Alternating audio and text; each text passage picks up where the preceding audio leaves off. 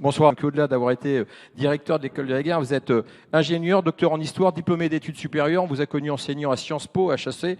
Et puis vous êtes un grand prix de l'Académie française parce que vous avez beaucoup publié. On va citer 2 livres pour ceux qui douteraient de votre capacité à parler stratégie aux hommes d'entreprise, parce que vous avez un cabinet aussi de conseil en stratégie d'entreprise.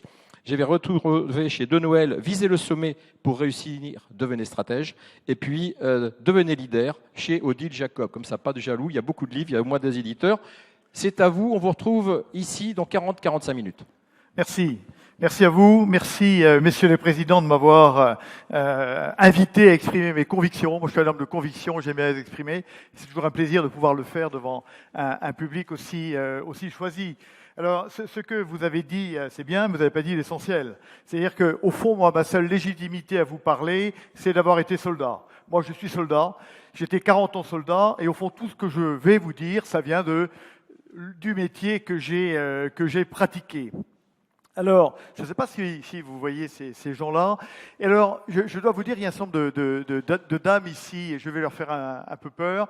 Je dois avouer que je suis un obsédé. Il faut des obsédés de temps en temps. Moi, je suis un obsédé. Et pourquoi je suis obsédé? Je suis obsédé de stratégie. Et pourquoi je suis obsédé de stratégie? Parce que je suis soldat. Parce que j'étais dans les opérations, j'ai vu des gens mourir, j'ai vu des gens blessés. Et je me suis posé la question, mais à quoi ça sert tout ça? Et souvent, je me suis rendu compte que ça ne servait pas à grand-chose. Et puis, je suis historien, ça a été rappelé, et j'ai étudié les conflits du passé, les conflits actuels, et on voit bien qu'au fond, les gens meurent. Regardez cette guerre-là, on a eu 1000 morts par jour pendant 4 ans. Et pourquoi ça s'est passé comme ça? Parce que c'est une guerre qui a été conduite, sauf au début et sauf à la fin, au niveau tactique. Les Américains sont restés en Afghanistan 20 ans et ils sont partis la paille aux fesses au mois d'août 2021 en abandonnant leur matériel. Et lui, il est parti, la baïonnette en avant vers l'Ukraine. Et puis finalement, sa stratégie était mauvaise. Aujourd'hui, il est acculé, il ne sait pas ce que faire. Et donc, ce que j'ai retenu de l'histoire, de ma vie et de l'histoire, c'est que si vous voulez parvenir à quelque chose, la technique, c'est utile. C'est pas tellement indispensable. La tactique, c'est utile, mais c'est pas tellement indispensable. La seule chose qui est fondamentale, c'est la stratégie.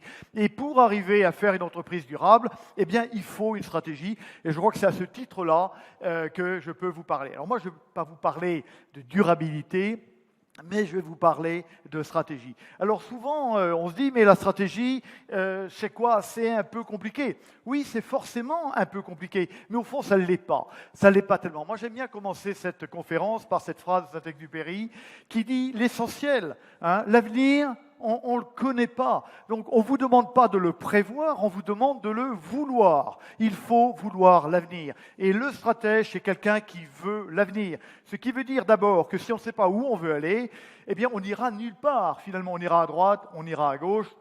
Une entreprise, une armée, elle a besoin d'avoir un objectif clair et d'y aller. Alors vous dites, mais on a autre chose à faire qu'à faire de la stratégie. Ok, alors moi, comme ça a été rappelé, je dirige un cabinet de conseil en stratégie d'entreprise, et les entreprises qui ne vont nulle part, c'est celles qui ne font que de la tactique. À un moment donné, il faut sortir, prendre du temps, et se dire que ce n'est pas en poussant la chariote à roue carrée qu'on va finir par grimper la montagne, c'est en prenant un peu de recul et en comprenant que c'est en pensant autrement, en pensant stratégie, qu'on arrivera à obtenir ces objectifs.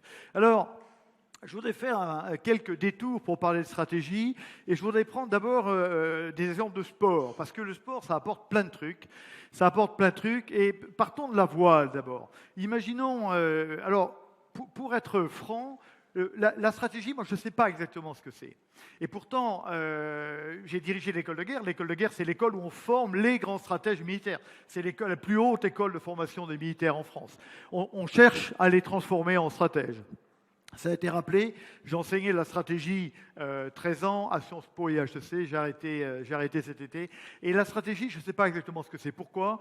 Parce que quand vous achetez un livre de stratégie, vous avez une définition. Vous en ouvrez un deuxième, vous en avez une autre. Il y a des tas de définition de la stratégie. Et donc, moi, je préfère parler de ce que j'appelle l'attitude stratégique. Qu'est-ce que c'est pour un dirigeant, celui que j'ai été? Qu'est-ce que c'est pour un dirigeant, celui que vous êtes? De prendre un problème de manière stratégique. Je crois que c'est ça qui est important pour un dirigeant, plus que faire la stratégie, avoir une façon stratégique de regarder le monde. Donc, je vous propose de regardez, ça c'est un chef d'entreprise, là, il ne s'embêtait pas, mais il voulait changer un peu d'air, et donc il décide de faire le tour du monde. Bon, pas bête, et comme il aime bien le challenge, il se dit je vais faire le tour du monde à la voile, il s'inscrit au Vendée Globe Challenge. Et puis un beau jour de décembre, ce type-là, il se retrouve de novembre, en général fin novembre, il sort du grand couloir qui sort du port des Sables d'Olonne et il se retrouve dans un océan Atlantique qui est un océan déjà furieux, parce que fin novembre, l'océan est furieux. Et il doit prendre des décisions à chaque instant. Il y a des vagues, des contre-vagues. Et la première chose qu'il se dit, comme vous, dirigeants, j'ai choisi de faire le tour du monde pendant l'hiver. Et forcément, ce sera difficile. Le stratège sait qu'il y aura des contraintes. Mais le stratège veut aller quelque part. Donc le dirigeant, le stratège, il ne se plaint pas des contraintes. Il les prend parce qu'elles existent et il va les gérer pour parvenir à l'endroit où il veut aller. Je ne me plains pas des coups durs, le militaire est toujours dans les coups complètement foireux. On a choisi ce métier-là. Vous avez choisi le métier de dirigeant, on le sait, c'est compliqué, je l'accepte. Alors ce type-là va prendre des décisions tout de suite. Il sort du grand canal des Sables d'Olonne, il va prendre des décisions. Il faut qu'il sache, est-ce que ce courant est favorable ou défavorable? Est-ce que ce vent est favorable ou défavorable? Et alors je vous pose une question simple, mais c'est la question fondamentale de la stratégie.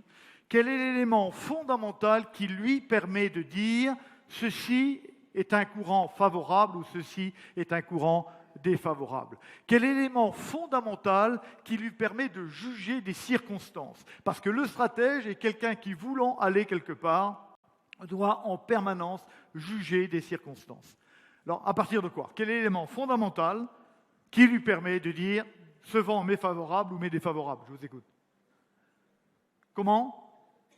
J'ai pas entendu. Le cap, c'est ce qui a été dit. Le cap, oui et non, parce que le cap, oui, mais non aussi, parce qu'il va en changer tout le temps de cap. Il va changer de cap, parce que le monde va changer, donc il va changer de cap. Et justement, pourquoi est-ce qu'il va changer de cap? Il va changer de cap par rapport à quoi? Et pourquoi est-ce qu'à un moment donné, il change de cap?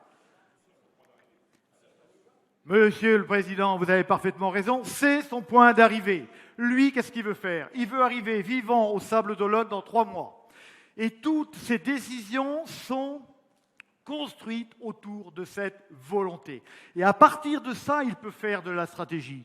Il ferait de la tactique, s'il trouvant qu'un vent est fort, il se met derrière ce vent-là, mais qui ne le conduirait pas au but. Et ça, c'est la règle de base. Le premier élément de la stratégie, c'est la compréhension de l'endroit où on veut aller. Et celui qui n'a pas décidé de son avenir, il sera ballotté par les vagues, il sera poussé par les vents, mais il n'ira nulle part. Le stratège est d'abord quelqu'un qui a un désir d'avenir et qui va construire l'action pour aller vers ce désir d'avenir.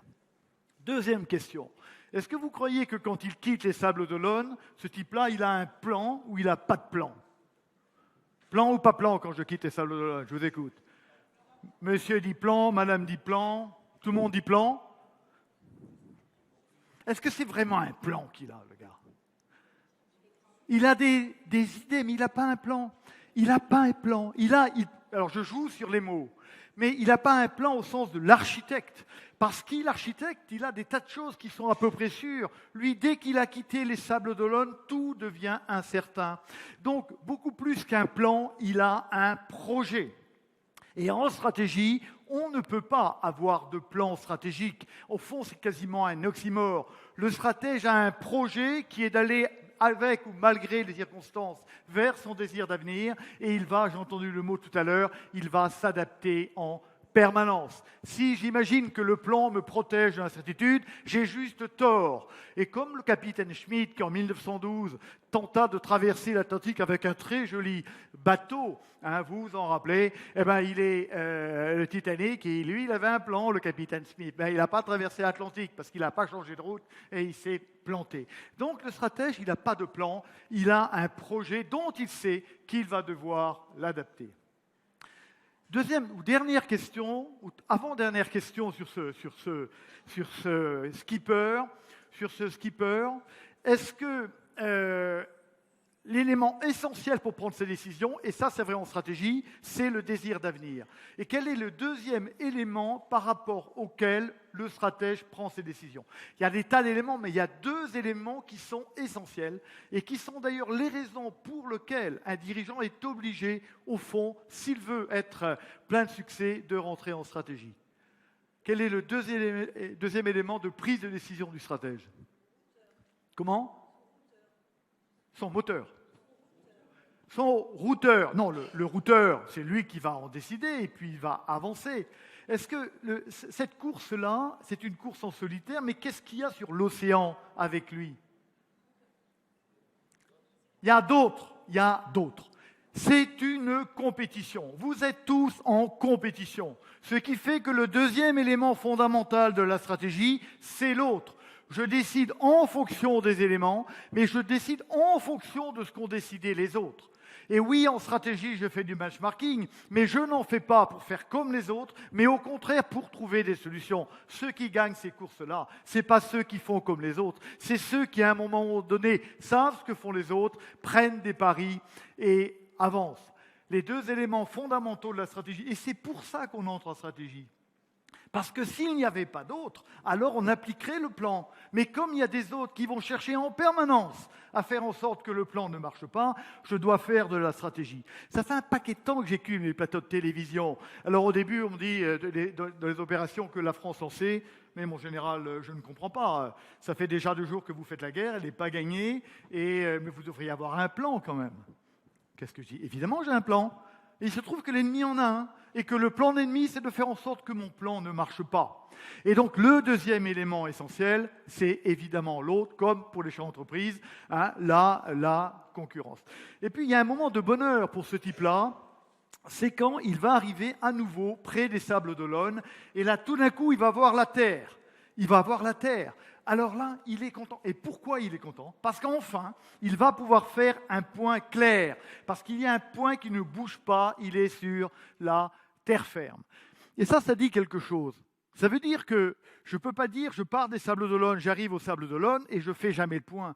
Au fond, le stratège, il sait qu'il est pris par des masses d'eau et qu'il devra faire le point en permanence. Il y a beaucoup de marins ici, j'imagine, parce que vous êtes dans une région maritime, et vous distinguez, les marins, la route fond et la route surface. Quand vous quittez le port, vous tracez une route idéale, qui est la route fond. Et puis vous la suivez, et vous êtes toujours dans la bonne direction, mais assez rapidement, vous êtes pris par la masse d'eau, et vous n'êtes plus du tout sur la bonne route. Et donc, régulièrement, vous devez faire point et cap.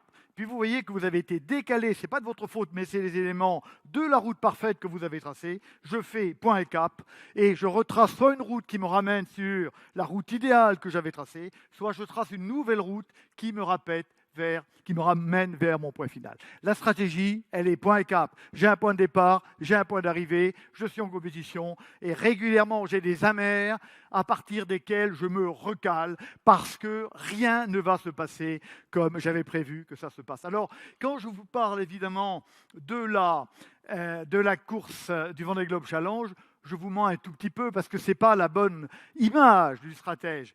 Le stratège, c'est ça.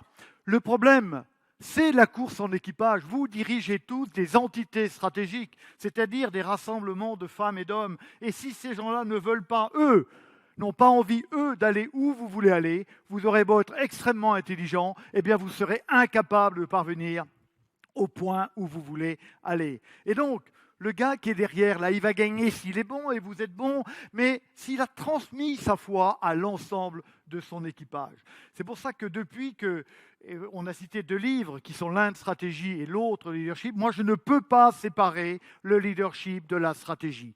À la fin, les stratégies, c'est conduire des femmes et des hommes, ceux qui nous sont confiés, les conduire là où je pense qu'il est bon pour eux d'aller. Et donc, je dois créer un lien entre cet objectif commun et l'intérêt individuel de ces personnes. Et je vais y revenir. Avant de continuer, je voudrais vous parler de ce que j'appelle l'univers stratégique. Pourquoi?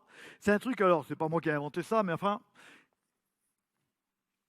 je fais du conseil en stratégie d'entreprise, je vois des PME, des ETI, et souvent je vois le chef d'entreprise, il a un peu de mal, et souvent, c'est parce qu'il n'a pas bien compris ce que c'était que ce truc-là. Et il dirige, il prend des ordres comme si tout devait aller droit, comme si tout allait fonctionner convenablement, etc.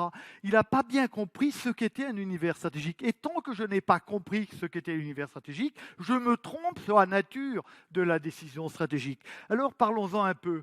Un univers stratégique, c'est d'abord un univers rempli de femmes et d'hommes. La stratégie est un problème non pas matériel, non pas financier, c'est un problème humain. La stratégie, elle est faite pour des hommes, par des hommes, au milieu des hommes, avec des hommes et des femmes. Pardon, excusez-moi. Mon âge me permet de faire quelques petites erreurs de langage, je suis désolé. Donc, c'est un problème fondamentalement humain. Et c'est quand on a compris que la stratégie était un problème humain qu'on peut commencer à être un stratège efficace. Et là, il faut se rappeler ce qui fait avancer les femmes et les hommes.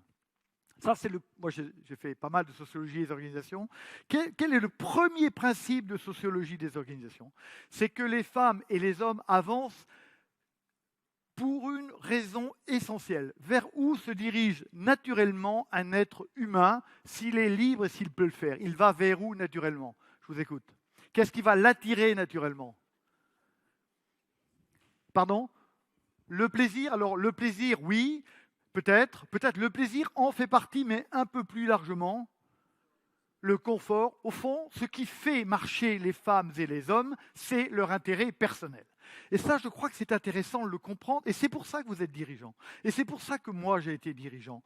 Parce que si je laisse chacun aller vers son intérêt, nous sommes incapables de produire un résultat collectif. Et le problème, donc, c'est de transformer un groupe de femmes et d'hommes libres et qui vont naturellement dans tous les sens, les amener à aller vers un point unique. Ça veut dire que votre premier problème stratégique, c'est de transformer un rassemblement un peu hétérogène de femmes et d'hommes en un collectif stratégique, en une entité stratégique. Qu'est-ce que c'est qu'une entité stratégique? Une entité stratégique, un collectif, c'est quoi? C'est un groupe de femmes et d'hommes qui ont choisi d'aller au même endroit. Et je rajouterai qui partagent les mêmes valeurs, mais qui ont choisi d'aller au même endroit, alors que naturellement, ils iraient vers des endroits différents. Et le premier travail du stratège, c'est de faire choisir à ces femmes et à ces hommes l'endroit où je pense qu'il est bon qu'ils aillent pour eux, pour la planète, etc. Donc, la première chose à faire, c'est de leur donner envie. Et j'y reviendrai. L'homme est en vie, c'est Spinoza qui nous dit ça. L'homme est en vie. Et donc, il faut que je donne envie. Et si je n'ai pas donné envie, eh bien, les femmes et les hommes n'avanceront pas. Donc, je vais donner envie. Et donc, votre premier problème de stratège, c'est un problème de leadership. Je dois créer un lien entre le destin individuel et le destin collectif. C'est le premier problème, de manière à ce que ces êtres humains, au lieu d'aller n'importe où, ils aillent à l'endroit où vous voulez aller. C'est pour ça que le thème de la durabilité est parfaitement intéressant, parce que il faut que les femmes et les hommes comprennent que leur intérêt personnel est d'aller justement vers l'entreprise durable. Et que donc, si je leur offre ça, alors ils iront vers l'objectif que je leur donne. Si je fais ça, je vais arriver à assurer la convergence des volontés. La stratégie, elle est convergence des volontés. Je dois faire converger des volontés. Et pour faire converger des volontés, je dois donner à chacun envie d'aller à l'endroit où je veux aller. Donc, encore une fois, je ne peux pas séparer la stratégie du leadership. Alors, cet univers, il a d'autres caractéristiques, il est interactif. Les hommes, et c'est la grande différence entre l'univers de la gestion et l'univers stratégique. Un plan comptable, ça ne bouge pas. Alors que l'univers stratégique, dès que vous prenez une décision, l'univers change. Il y a des réactions individuelles, des réactions collectives. Donc quand vous prenez une décision, vous ne pouvez pas véritablement connaître le résultat de ces décisions. C'est pour ça que toutes vos décisions sont prises sur des hypothèses. Vous dites, je vais décider de A, je pense que ça va produire B. Mais en fait, vous n'en savez rien, parce que vous ne dominez pas toutes les femmes et les hommes qui sont autour de vous, et puis ceux qui sont en dehors de l'entreprise, mais qui sont des acteurs néanmoins de l'entreprise. Donc, toutes vos décisions sont prises sur des hypothèses. Et ça, c'est important de le prendre. C'est un peu gênant pour nous, parce qu'on est français, on est cartésien, on dit mais non, quand même, on peut décider. Non, non, vos décisions, vous les prenez sur des hypothèses. C'est-à-dire que votre travail de dirigeant, comme le mien quand j'étais chef militaire, c'était de faire des paris. Notre travail, c'est de faire des paris et d'être suffisamment solide pour continuer à les faire. Et donc, je dois avoir aussi la foi en moi, parce que je fais des paris et je dois y croire. L'univers est incertain parce que c'est interactif, je ne sais pas exactement ce qui va se passer et il est en évolution permanente. Alors ça, c'est important. C'est important, parce que cette évolution fait que vous ne pouvez pas avoir de connaissance parfaite de l'univers stratégique quand vous prenez une décision. Impossible. Je ne peux pas tout connaître. Donc, vous ne pouvez pas parvenir à la complétude de la connaissance, ce qui veut dire que vos décisions en tant que chef d'entreprise ne peuvent jamais être parfaitement rationnelles. Et une fois déjà qu'on a admis ça, on va dire, OK, forcément, il y a un pari, il y a un risque, c'est dans la nature. C'est pour ça qu'il y a des gens extrêmement intelligents qui ne veulent pas être stratèges. Des normaliens ou des poéticiens qui ne veulent pas lâcher la certitude, d'accord ? Alors que vous êtes obligé de la lâcher, vous ne pouvez pas savoir. Mais ce qui est encore plus compliqué, c'est que l'univers stratégique, il change tout le temps. Il y a des données qui rentrent, des données qui sortent à chaque instant. Et quand vous prenez une décision, vous le faites sur une certaine idée de cet univers stratégique. Et quand votre décision, vous décidez de décider, quand vous décidez un mois après avoir travaillé, vous décidez sur les données d'avant et votre décision est déjà inadaptée. Et quand votre décision va tomber dans l'univers stratégique, l'univers aura encore bougé et votre décision sera encore plus décalée par rapport à la réalité. Et donc, j'en déduis un truc très important, une décision stratégique ne peut jamais être parfaitement adaptée à l'univers dans lequel elle tombe. Et donc, mon rôle est de comprendre qu'elle ne peut pas être parfaitement rationnelle, elle ne peut pas être parfaitement adaptée. Et donc, mon rôle, c'est de l'adapter en permanence. Et dans la notion même de la stratégie, il y a la notion d'adaptabilité, de flexibilité, de souplesse, parce que forcément, le monde bouge et mes décisions ne seront pas parfaites. Je ne sais pas si vous connaissez ce gars, c'est un gars sympa. Il s'appelle Jules. Jules, c'est un bon mec, honnêtement. Hein. C'est un type, et moi, tous les matins, je remercie Jules. Parce qu'on était les Gaulois avec des espèces de dreadlocks blonds un peu partout, et il est venu nous apporter la civilisation. Il est venu nous apporter le droit romain, il est venu nous apporter la démocratie athénienne et puis quelque part aussi la charité judéo-chrétienne. Il nous a apporté tout ça, ce gars-là. Alors il l'a fait de manière un peu dure. Enfin, si nous n'avions pas été colonisés par ce gars-là, je ne sais pas exactement où on en serait. Donc tous les matins, il faut quand même remercier Jules, n'oublions pas. Jules, il a un problème. C'est quoi son problème ? C'est qu'il n'est pas empereur. Il est proconsul. Ils sont 3 proconsuls. Il y a un triumvirat, c'est le premier triumvirat. Là-dedans, il y a Crassus, mais Crassus, on va l'éjecter rapidement. Et puis, il y a l'autre méchant qui s'appelle Pompée. Pompée, c'est un méchant. Ils sont copains, mais comme ça. Et Pompée, César a dit, moi, je vais conquérir la Gaule, et toi, Pompée, tu restes à Rome et tu vas traiter du Sénat romain. Et alors, très rapidement, Pompée, il s'est dit, quand même, je vais quand même peut-être profiter de l'absence du jeune Jules pour devenir empereur. C'est assez normal. Et évidemment, Jules l'apprend. Et Jules comprend, il est du côté de Bordeaux, je ne sais pas où là, hein, et il comprend que s'il reste à Bordeaux tranquillement ou sur le bassin à profiter du beau temps, il va trouver de la ciguë dans sa salade et qu'il ne repassera jamais les Alpes. Et donc il comprend à un moment donné qu'il doit faire quelque chose. Il faut qu'il avance, je ne peux pas rester sur place.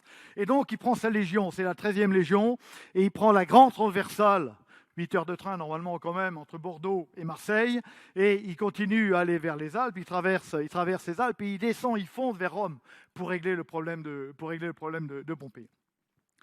Et puis à un moment donné, je ne sais pas si vous vous rappelez peut-être en 6e ou en 5e, on travaille sur Suétone, et on voit, Suétone le décrit bien, on voit le camarade Pompée qui a foncé depuis Bordeaux, et il va s'arrêter sur une ligne, et il y a son cheval qui piaffe comme ça.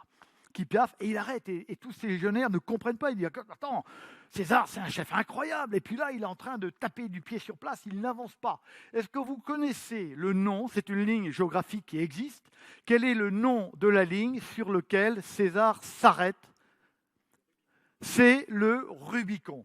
Et oui, César s'arrête sur le Rubicon. Et pourquoi est-ce que César s'arrête sur le Rubicon ? Pour une raison simple, c'est que Pompée, qui est patron au Sénat, a fait voter une loi en disant, tout général en chef qui traverse le Rubicon du nord au sud à la tête de son armée est considéré comme ennemi public et doit être tué par tout moyen. Et donc ça l'interpelle, le camarade César, parce qu'il se dit, si je traverse le Rubicon, ils vont chercher à me tuer. C'est comme le chef d'entreprise, il prend une décision, il dit qu'est-ce qui va se passer derrière. Et alors là, il réfléchit. il s'est dit, au bout d'un moment, il s'est dit, c'est simple. Si je franchis le Rubicon, soit je deviens empereur, il le deviendra, soit je suis tué. Si je reste derrière, je vais mourir. Et donc, je n'ai pas le choix. Et donc, au bout d'un moment, il traverse le Rubicon et là, il fonce vers Rome. D'ailleurs, à une telle vitesse que Pompée prend peur, prend son armée, part en Espagne. Ce sera la première guerre civile romaine. Le chef d'entreprise, il est comme ça. Vous ne pouvez pas rester sur place, il faut avancer, il y a des risques, mais je dois avancer. Et une fois que j'ai avancé, je fonce. En sachant que ça va mal se passer parce que forcément, il y aura des problèmes. Une des caractéristiques claires de l'espace stratégique, c'est la logique du grain de sable. Il y a quelque chose qui va merder à un moment donné. Qui nous le dit? C'est un gars qui est vachement bien, c'est un grand philosophe anglais que vous connaissez tous, qui s'appelle John Lennon. Grand philosophe, ce type-là. Que nous dit-il? John Lennon, il nous dit la vérité la plus importante, la vie, c'est ce qui vous arrive quand vous avez prévu autre chose. Ok, alors j'ai ça dans la tête, je continue et j'avance, je ne peux pas faire autrement. On va voir, maintenant qu'on a parlé de stratégie de manière générale, 3 éléments au cœur de la stratégie. D'abord, je l'ai dit, l'élément clé de la stratégie, c'est le désir d'avenir. Je fais de la stratégie parce que je veux aller quelque part. Et donc, je dois avoir un ordre stratégique. Le stratège est quelqu'un qui a la passion de l'avenir. Je veux aller là. Il a la passion de l'avenir. Et donc, il a écouté Bergson. Et Bergson ne le dit pas sur la durabilité, mais il aurait pu le dire. Que nous dit Bergson? Il dit l'avenir, ça n'est pas ce qui va arriver. L'avenir, c'est ce que nous ferons. Et si j'ai la passion de l'avenir, alors je travaille sur l'action parce que c'est ça qui va me permettre de construire l'avenir. De toute façon, vous savez comme moi, derrière vous, il y a une espèce de grande vague comme dans les Landes, qui est pleine de nouvelles entrées, de nouvelles technologies, de nouvelles data, de nouvelles ouvertures de marché. Si vous restez sur place, vous allez crever. C'est comme ça. Ce qui n'était pas le vrai de votre arrière-grand-père qui pouvait faire le même métier que son père et son fils allait le faire le même, mais vous non. Vous allez changer de métier. Vous devez avancer. En vous rappelant ce que dit un autre philosophe, et qui a raison ce philosophe, ce qui n'est pas en train de naître est en train de mourir, et une entreprise qui n'est pas en train de naître, elle est en train de mourir, donc je dois renaître en permanence. Et pour renaître, pas dans n'importe quelle direction, je dois avancer, je dois avoir une finalité. Eric, il est bon Eric, mais quand il fait le point, c'est parce qu'il sait où il va. Et le chef d'entreprise doit savoir où il va. Ah, c'est pas bon ça. Hop, comment on fait ça? Là, il faut que vous m'aidiez peut-être. Non, mais ça c'est simple, mais j'ai appuyé sur un mauvais truc. Précédente, il faut appuyer sur précédent, c'est bon. Là.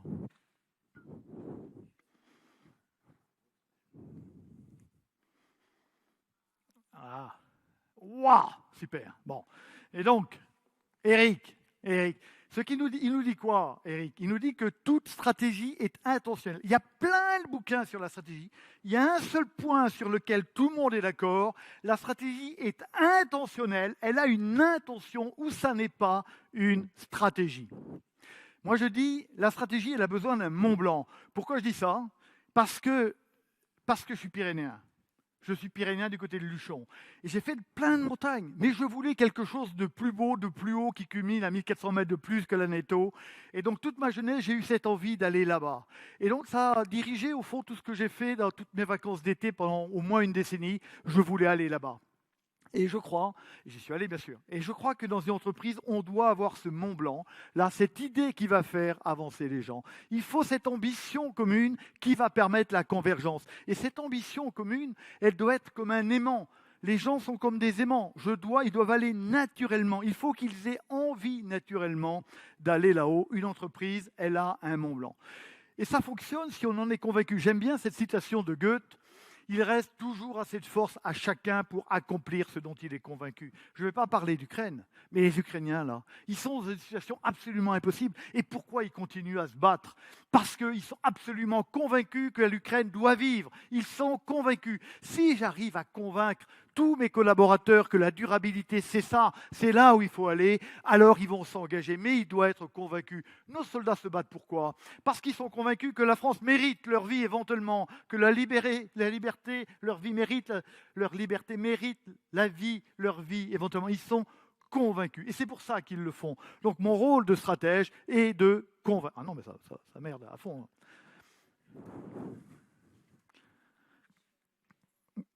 précédente, ouais, je ne sais pas ce qui se passe, on va essayer de faire mieux. Bon, le premier écrit stratégique, c'est celui de Sun Tzu, l'art de la guerre. Et il le dit bien, il dit, il faut la vision. Il dit, il y a 4 facteurs clés dans l'art de la guerre, et il dit, le premier, c'est la vision. Pourquoi ? La vision, elle met les soldats d'accord avec leur chef. J'ai un point de convergence, et les convainc d'avoir à se battre. Et tous les chefs militaires le savent, quand vous êtes obligé de tirer à la Kalachnikov derrière vos soldats comme Prigogine, ils n'avancent pas bien, vos soldats. Ceux qui avancent bien, c'est ceux qui sont convaincus. Et c'est pour ça que la stratégie, c'est vouloir, mais c'est aussi faire vouloir. Pour moi, la stratégie, c'est une espèce de triangle équilatéral. Il faut que je veuille absolument. Mais si je ne suis pas capable de faire vouloir, je n'arriverai à rien. Vouloir et faire vouloir. Ce qui me permet de faire converger des actions, mais surtout faire converger des volontés. Je dois faire converger des actions et des volontés. Et la volonté de l'homme, c'est quoi ? C'est son cerveau. Mais c'est pas tellement son cerveau, c'est surtout son cœur et c'est surtout ses tripes. Donc au fond, la stratégie, c'est faire quoi ? Faire converger des actions, faire converger des cœurs et faire converger des tripes. Et quand on a ramené ça à l'humain, alors on voit à peu près ce qu'on a à faire. Alors du coup, c'est encore moins bien. Voilà. Cette finalité, elle est importante aussi parce qu'elle est point d'ancrage. Et je vais m'expliquer. La stratégie est un rétro-raisonnement. Tout raisonnement qui n'est pas un rétro-raisonnement ne peut pas être un raisonnement stratégique. Parce que je veux aller là, j'ai besoin d'aller au Mont Blanc du Tacu, ensuite j'irai à l'Aiguille du Midi, ensuite j'irai à Chamonix. Je construis mon raisonnement par rapport à ma finalité. Et puis ensuite, je vais suivre le chemin dans l'autre sens. J'ai besoin de ce point d'ancrage, sinon je ne peux pas faire de stratégie. Et ça, c'est une grande différence entre le tacticien et le stratège. Le tacticien, il construit le futur comme ça en mettant des pierres et puis on ne sait pas si ça va tenir. Le stratège, non. Il va ramener le présent vers le futur qu'il a choisi. C'est pour ça que le stratège pense en architecte et non pas en maçon. J'ai une vision, je vais adapter mon plan, mais j'ai une vision et j'avance. Sans oublier jamais ce que disait Jean-Jacques Rousseau. Il disait, c'est fondamental évidemment, c'est la raison qui fait l'homme, mais c'est l'émotion qui le conduit. Je ne peux diriger les femmes et les hommes qui me sont confiés que dans l'émotion. Je dois créer quelque chose. Et la durabilité, évidemment, est un facteur qui peut et qui doit créer de l'émotion. Saint-Ex dit tout.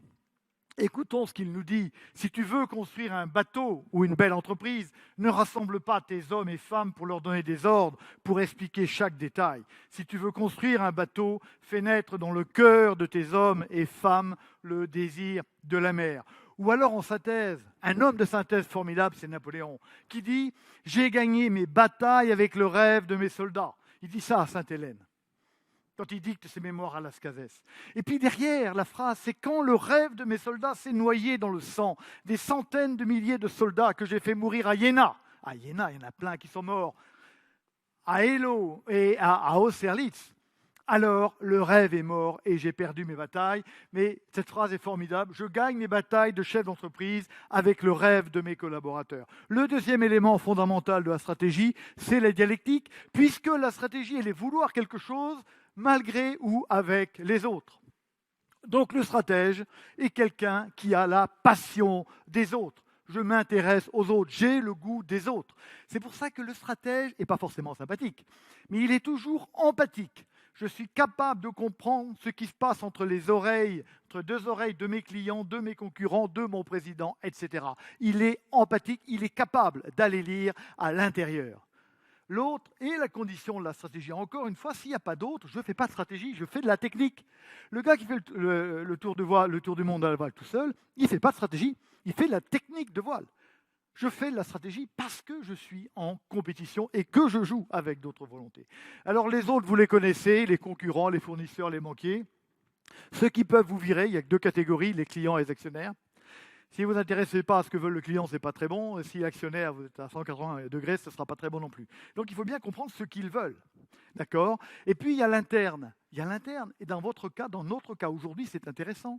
Je ne peux pas bâtir ma stratégie contre les intérêts ou contre les émotions de mes collaborateurs. Donc je dois les comprendre. Parce que si mes collaborateurs mettent le pied sur le frein dès qu'on a démarré, évidemment, ça ne fonctionnera pas.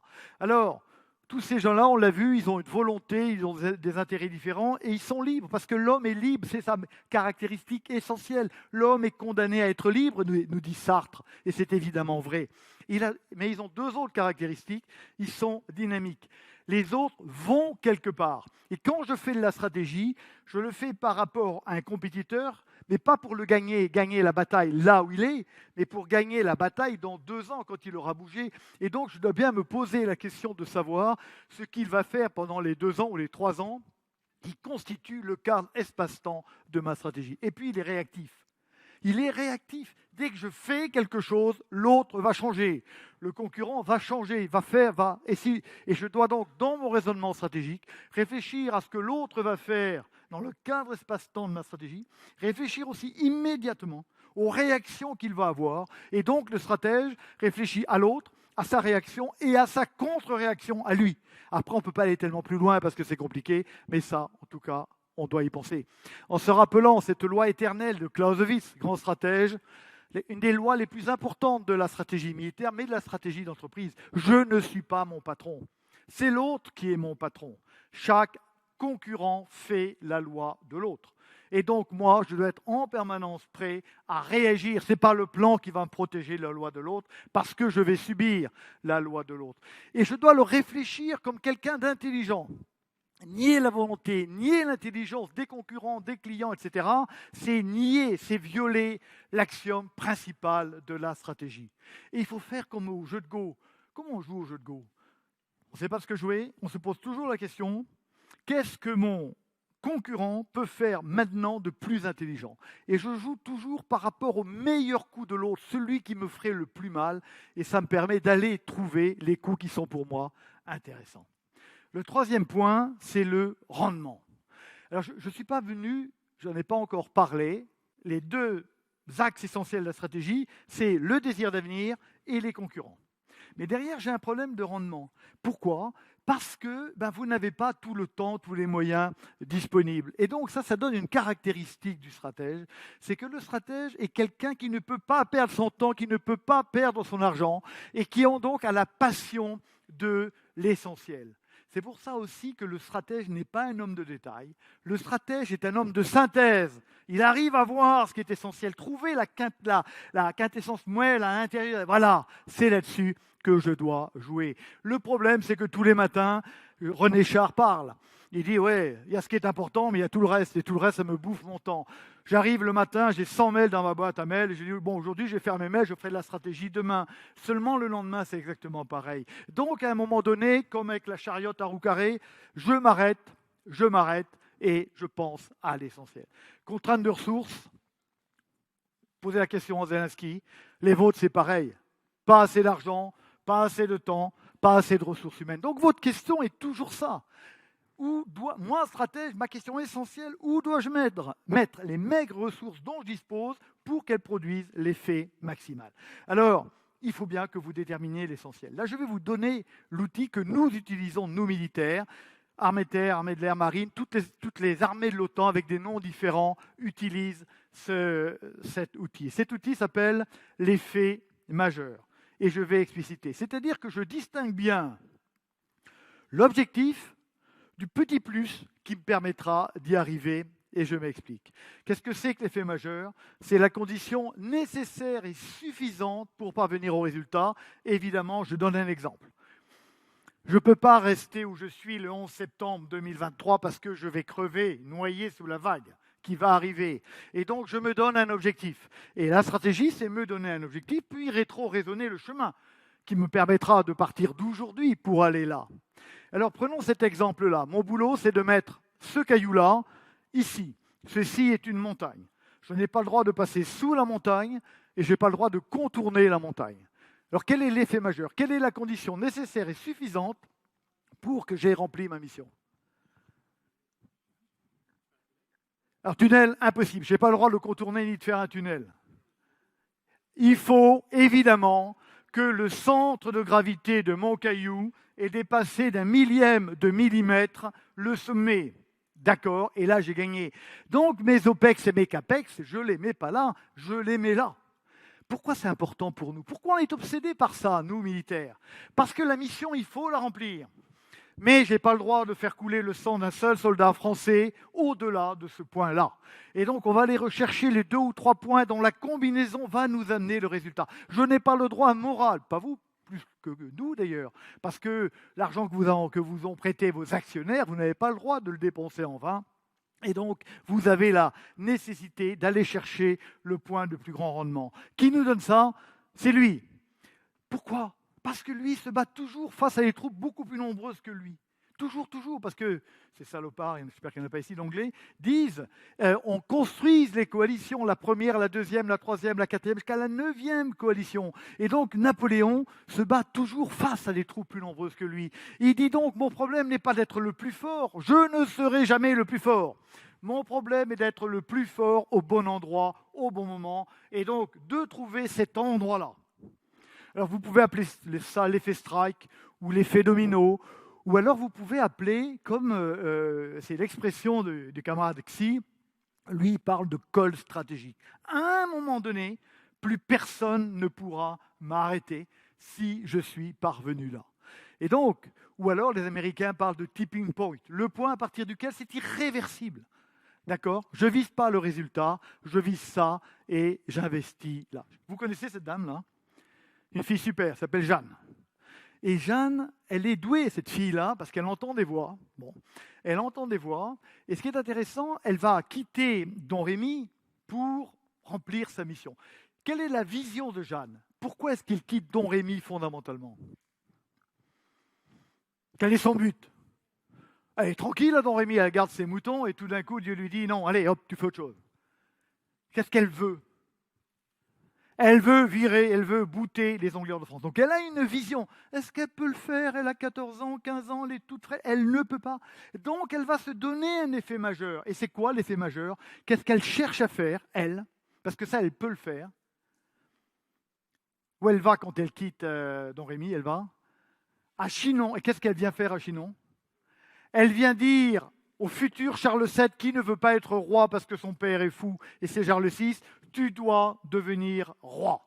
Et donc elle se dit, si j'arrive à le persuader de devenir roi, il va aller à Reims, il va se faire oindre, il va avoir la couronne de France, alors la France existera.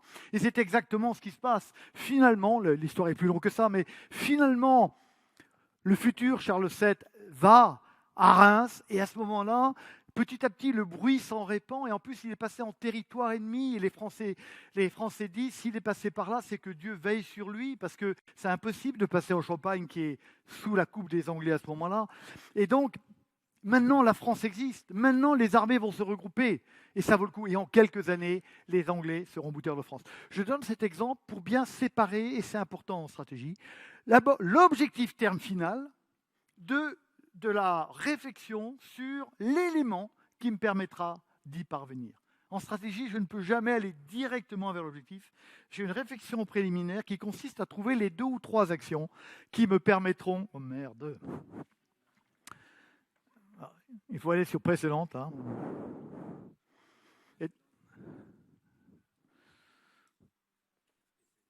Voilà, super. Voilà, donc le stratège est quelqu'un qui doit renoncer, ce qui est tout à fait important. Je vous propose de vous rappeler de cette phrase de Napoléon, la stratégie, c'est le choix des batailles. Votre problème de dirigeant, c'est de choisir l'objectif et de choisir les batailles. Et de dire à vos collaborateurs, ben ça, on va y renoncer. Parce que ce n'est pas le chemin le plus direct, je dois renoncer. Alors réfléchir stratégique, au fond, ce n'est pas compliqué. C'est pourquoi, quoi, comment. Je dis ça parce qu'on se fait un monde. La stratégie, pourquoi je fais quelque chose? Où est-ce que je veux amener ma belle entreprise en 2028? Là. Quelles sont les batailles que je vais gagner et comment je vais le faire? Mais le stratège s'interdit de répondre à ces questions-là s'il n'a pas répondu aux précédentes. En général, on fait ce qu'on sait faire et c'est tellement plus facile d'aller recruter 3 personnels, d'aller faire un petit investissement que véritablement faire de la stratégie, qu'en général, on ne fait pas de stratégie. La stratégie, c'est aussi un raisonnement par les effets. Ça, c'est nous militaires, c'est un truc qu'on est complètement marqué par ça. Tu fais quelque chose, quel effet veux-tu obtenir? Un militaire, normalement fait, jusqu'au soldat, il avance pas un pied. S'il n'est pas capable de répondre à la question, quel effet veux-je obtenir en faisant ça? Ok, je veux obtenir un effet. Quel effet veux-je obtenir? Dans une réunion, quel effet veux-je obtenir à la fin de la réunion? quand je fais une acquisition, c'est pourquoi à la fin et comment ça converge. Quel est le meilleur chemin pour parvenir à cet effet? Et finalement, quels sont les moyens à ma disposition ou quels sont les moyens que je dois créer? La stratégie, pourquoi, quoi, comment, et un raisonnement par les effets. Je n'entreprends aucune action si je n'ai pas défini le pourquoi et si je n'ai pas défini l'effet que je vais obtenir, par exemple dans la tête de mes clients, évidemment. La stratégie, elle est conception et elle est exécution. Ça, c'est 2 citations de militaires. Ils disent tous « Jamais ça s'est passé comme on a prévu ». Il n'y a pas un plan militaire qui a fonctionné. Est-ce qu'il n'y a pas des guerres qui ont été gagnées? Si. Mais on voit bien qu'on ne gagne pas par le plan, mais qu'on gagne par l'adaptation permanente du plan en fonction des circonstances réelles que j'ai créées. La phrase la plus connue que tous les militaires de haut rang connaissent, c'est celle du von Moltke, général allemand, très grand général, qui dit « Aucun plan ne résiste au premier coup de canon. Mon plan avance jusqu'au moment où je le mets en œuvre. À partir du moment où je le mets en œuvre, ça va se casser petit à petit. Et donc, je dois avoir créé des solutions d'adaptation avec des moyens, mais surtout dans la tête de mes gens. Je leur ai dit, ça ne va pas se passer comme prévu. Donc, on n'est pas surpris. On continue à avancer. Parce que vous le savez comme moi. Vous le savez comme moi, le plan stratégique, c'est simple, c'est comme ça. La vérité, elle est là. La vérité, elle est là. Et croyez-moi, ceux de vos collaborateurs qui sont perdus dans le trou d'eau, si vous ne leur avez pas donné envie d'aller là, si vous ne leur avez pas donné l'esprit d'initiative, ils vont rester calés dans leur affaire en attendant que vous, le patron, vous veniez les sortir. Donc, si je n'ai pas réfléchi à cette affaire-là, à tout ce que je dois développer comme ressources managériales pour arriver à faire en sorte que chacun prenne les bonnes décisions au bon niveau, eh bien, je ne peux pas être stratège. J'aime bien ce dessin que je vais vous expliquer. Je le trouve formidable. Alors, je l'ai volé. Honnêtement, je l'ai volé. C'était dans un bouquin de stratégie allemand. Bon. Mais je le trouvais tellement bien que j'ai juste traduit ce qu'il y avait dans les petites boîtes. Là, qu'est-ce qu'il explique, le type? Il dit, au début, j'ai un projet. J'ai un projet et je me donne un objectif. Je fais un plan. Le plan, il est précis au début. Ce n'est pas la peine de faire un plan millimétrique jusqu'à 4 ans, parce que de toute façon, on ne le fera pas. Ce n'est pas la peine, donc je ne m'embête pas. Mais je sais que je dois faire point et cap. On en a parlé, il va falloir qu'il y ait une route surface, il va falloir que je ramène. Et donc, au bout de 6 mois ou d'1 an, je m'arrête, je mets mes collaborateurs dans un bel hôtel à Bordeaux quelque part, là, et voilà, et je regarde et je m'aperçois que je suis bien arrivé au point que j'avais prévu. Je n'ai pas suivi le chemin, mais ce n'est pas très grave. Mais par contre, je ne peux plus aller là. Donc, je me donne un nouvel objectif. Et c'est juste normal. Je repars. 6 mois après, je m'arrête. Là, je suis parti à Arcachon et je regarde. Et je m'aperçois que je ne suis pas au bon point. Mais pourtant, j'ai tout fait, mais je n'y suis pas. Le chemin, c'est pas celui-là. Et en plus, je ne peux pas aller là. Je me donne un nouvel objectif. Est-ce que c'est grave? Non. La vie réelle, elle est comme ça. 6 mois après, je continue comme ça. Au bout de 3 ans, je devais aller là. Et j'arrive ici. Est-ce que c'est parce que je suis bon ou parce que je suis mauvais? Parce que je suis bon ou parce que je suis mauvais? Parce que je suis bon. Parce que j'ai pris conscience de ce qu'était l'univers stratégique. Parce que j'ai pris conscience que régulièrement, il y a des éléments que je ne peux pas maîtriser. Et que mon problème, c'est d'amener mon bateau stratégique là où il peut aller au mieux. Si j'étais mauvais, je serais noyé quelque part ici, en train de m'acharner à vouloir faire ce que le plan me disait de faire. Le déroulement d'une stratégie, elle est forcément comme ça. Elle ne peut pas être l'application d'un plan. C'est pour ça que la stratégie, c'est toujours un chantier en construction. Et c'est pour ça que votre métier est compliqué et fatigant comme a été le mien, parce que tout le temps, je remets ça sur le métier et j'avance. Ça s'arrête un jour, mais uniquement quand on vend son entreprise. Sinon, ça continue le truc. Ça ne change jamais. Alors pour conclure, je voudrais donner la parole à 3 grands stratèges.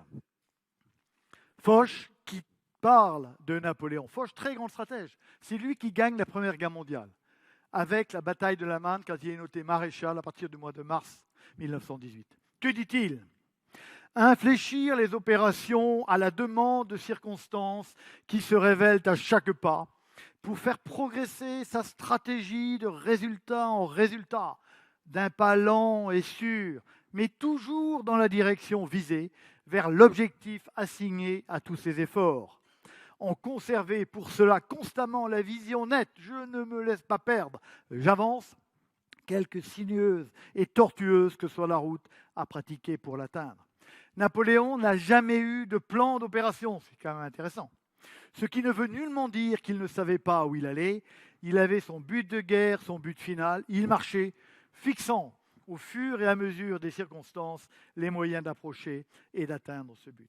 J'aime bien cette citation de Jacques Welch, très grand chef d'entreprise, comme vous le savez, qui a dirigé General Electric pendant 20 ans à la fin du XXe siècle, et qui dit « La stratégie, c'est une grande idée qui avance dans un monde qui bouge. L'entreprise durable, c'est une super idée, c'est une grande idée, mais le monde bouge. Donc, il va falloir petit à petit aller vers ça. » La stratégie, une grande idée qui avance dans un monde qui bouge. J'ai mes tactiques, mes flexibilités, mes adaptations qui me permettent d'avancer.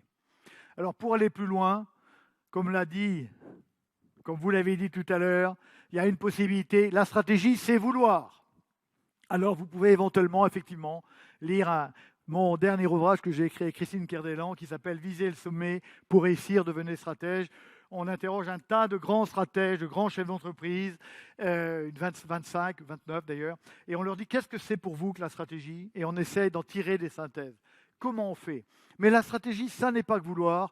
La stratégie, c'est aussi faire vouloir. Et c'est pour ça que je n'ai pas voulu terminer l'écriture des livres de stratégie que j'ai écrits sans écrire mon dernier livre qui s'appelle, lui, « Devenez leader ». Si je ne suis pas leader, ce n'est même pas la peine d'essayer d'être stratège, je n'amènerai à rien. Mon rôle de stratège, c'est de décider d'un avenir parce qu'il est bon pour tous, il est bon pour moi, il est bon pour l'entreprise, il est bon pour les femmes et les hommes qui me sont confiés, et ensuite créer quelque chose qui me permettra d'amener ces femmes et ces hommes vers l'endroit qui me paraît idéal pour chacun. Voilà, merci de votre écoute, de votre patience. Merci, Général Vincent Desportes. Merci beaucoup.